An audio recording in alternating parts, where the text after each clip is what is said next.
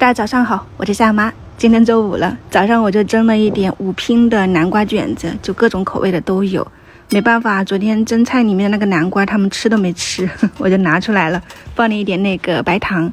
看着量不多，我觉得应该能揉个200-300克的面粉，所以我就加了2-3克的酵母。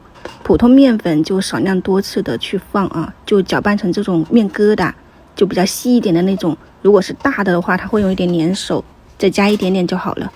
揉成团，室温下放的，看到它发起来以后，你就放到冰箱冷藏。现在是早上的6点20多，还是应该快6点半了。拿出来以后就是这种发好的状态，一定要多揉一揉。第一是排气，第二是用这个手温去尽量的让这个面团没那么冰，就是回温一下。然后多撒一点干的面粉，给它擀薄，擀成大面片。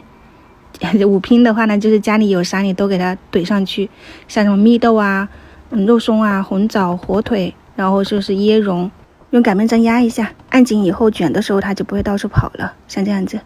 然后接下来你就给它切成段啊，按照这种记忆，哪一段是哪个口味，就很简单。或者是双拼切出来2段不一样也没关系嘛，像这样子摆放整齐。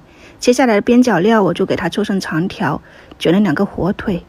现在这个片段是6点40多分，我感觉它已经发起来了，你看一下。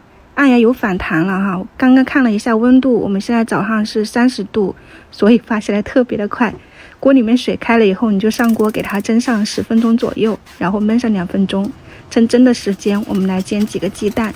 如果你那边温度低，早上你不要像我这样子做，因为温度低它发起来比较慢。你可以昨天晚上和面的时候直接一发整形以后蒸出来，早上热一下就可以了，多快速啊！然后原本呢，我是今天周五想要给他们烤个披萨的，我有好几个口味的披萨都到了哈，但没办法呀，又看不得这个南瓜浪费，早上起来就临时改了一下，煎了一个荷包蛋的汤，然后这边也已经出锅了，7点03分还是7点07分，我们准时开餐，半个小时左右就做好的南瓜卷子，供天气热的地方朋友们参考一下。还有昨天我熬了一点银耳羹啊，很多朋友说隔夜不能喝，确实不是真空的，但是是密封的哈。如果不能喝的话，我就直接自己喝掉了，不敢给小妹了。晚上再见吧，拜拜。